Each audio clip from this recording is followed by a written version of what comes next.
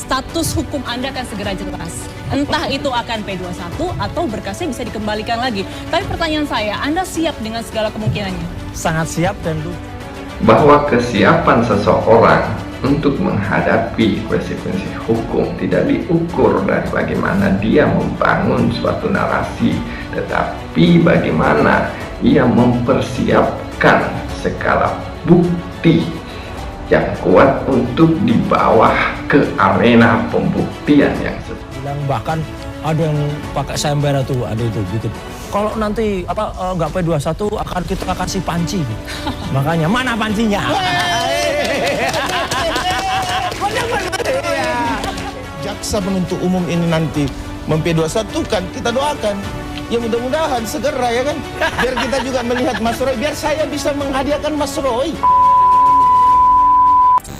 Ya. Bang Roy, ini ada informasi yang mengatakan bahwa status hukum Anda akan segera jelas. Entah itu akan P21 atau berkasnya bisa dikembalikan lagi. Tapi pertanyaan saya, Anda siap dengan segala kemungkinannya? Sangat siap dan lucu kalau kemarin orang bilang, bahkan ada yang pakai sayembara tuh, ada itu bikin. Kalau nanti nggak P21 akan kita kasih panci gitu. Makanya mana pancinya?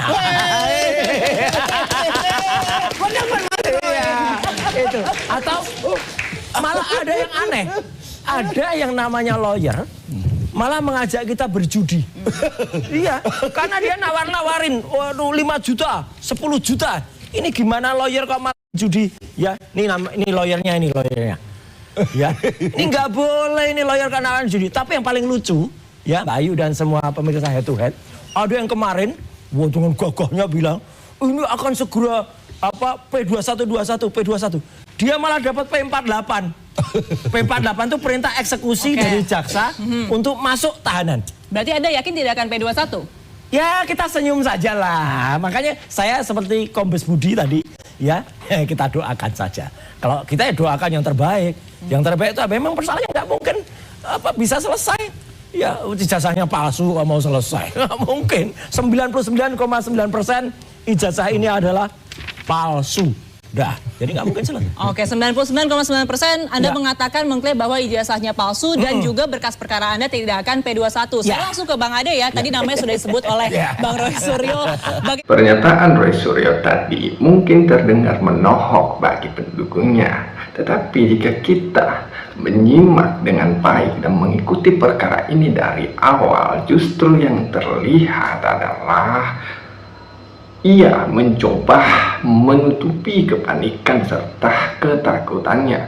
Karena ketika Roy Suryo mengatakan di awal sangat siap untuk menghadapi segala konsekuensi hukum jika perkara ini di P21 dan sampai pada persidangan nanti, yang muncul setelahnya bukanlah alasan yang memperkuat hal ini, tetapi justru ia lagi-lagi membangun satu narasi dan mencoba mengalihkan inti persoalan ke hal-hal yang tidak ada kaitannya sama sekali dengan perkara ini. Bahkan terkesan menyerang pribadi seseorang yang bahkan tidak ada dalam acara debat tersebut. Dan hal ini memang adalah strategi yang sering dilakukan oleh Roy Suryo ketika tidak bisa membangun argumentasi terhadap keyakinannya.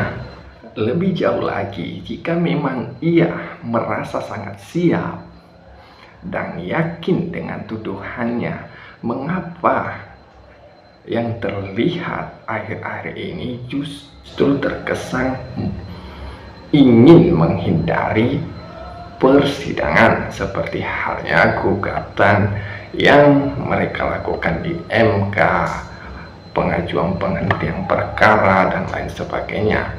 Tentu langkah-langkah ini diperbolehkan, tetapi saya rasa ini tidak perlu lagi dilakukan jika memang sudah sangat siap dan yakin dengan bukti yang dimiliki.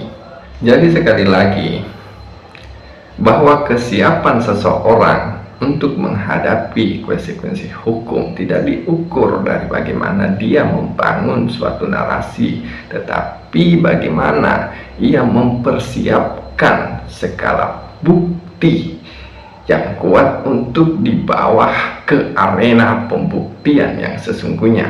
Nah, saya kira itu dari saya. Lebih lanjutnya mari kita dengarkan Bung Ade berikut ini. Anda membuktikan, sebentar, bagaimana cara Anda meyakinkan bahwa berkas perkaranya akan P21 dan dilimpahkan ke pengadilan?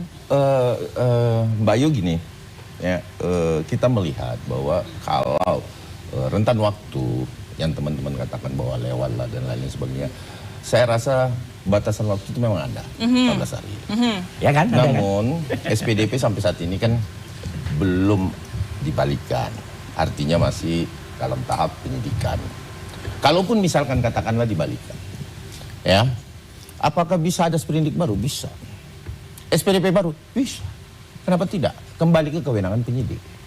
Bahwa lamanya penyidikan itu tidak ditentukan di situ karena tidak ada konsekuensi di situ ketika dikembalikan. Berarti lamanya penyidikan tidak berpengaruh? Tidak berpengaruh. Ini harus belajar lagi. Kenapa saya bilang tidak berpengaruh? Karena bisa nggak itu diterbitkan SPDP baru atau sprindik baru? Bisa. Kenapa tidak? Karena kan dikembalikan kepada penyidik. Nah itu sepengalaman saya. Bahwa saya pernah mengalami juga kasus yang sama. Bahwa ketika dikembalikan, kalau dikembalikan loh ya, tapi kalau Mas Roy ini kan nggak dikembalikan. Artinya kita menunggu dan menanti proses penyidikan itu. Nah, artinya domain penyidik di sini kan bukan kita penyidiknya, domainnya penyidik. Nah, iya, seperti makanya. apa? Apakah jaksa penuntut umum ini nanti P21 kan kita doakan? Ya mudah-mudahan segera ya kan, biar kita juga melihat Mas Roy, biar saya bisa menghadiahkan Mas Roy kalau misalkan tidak misalkan SP3 nih, katakanlah begitu kata harapan Mas Roy. SP3. Kalau nggak P21 nah bagaimana panci. bisa mau SP3? Itu kan kembali ke kewenangan penyidik. Kalau misalkan dapatkan defonering, misalkan katakanlah pihak jaksa mendefonering itu, dasar hukumnya apa? Ingat ya, saya ingatkan, ini ada korban, ada pelapor. Ini tidak berdiri sendiri loh Mbak. Ini korban, Ayu. kami juga korban. Ya. Itu seolah-olah aja Mas Roy katakan korban. Rakyat Jadi, Indonesia kalau ada jadi korban ini. maka sangat kecil kemungkinan itu mendapatkan defonering. Sangat kecil menurut pengalaman saya. Kecuali misalkan ini pelanggaran undang-undang atau katakanlah lex specialis. Itu mungkin bisa. Tetapi kalau ada korban, ya jangan diremehkan Bang Rifai dong, saya dan teman-teman yang lain yang melapor. Indonesia, Mas. Ya kan? Kita juga pelapor dan kalau sampai ini defonering, maka kami akan melakukan upaya hukum dong kepada penegak hukum. Kan begitu? Iya. Nah, itu intinya bahwa ini ada korban dan saya yakin ini tidak akan mungkin bisa defonering. Ya.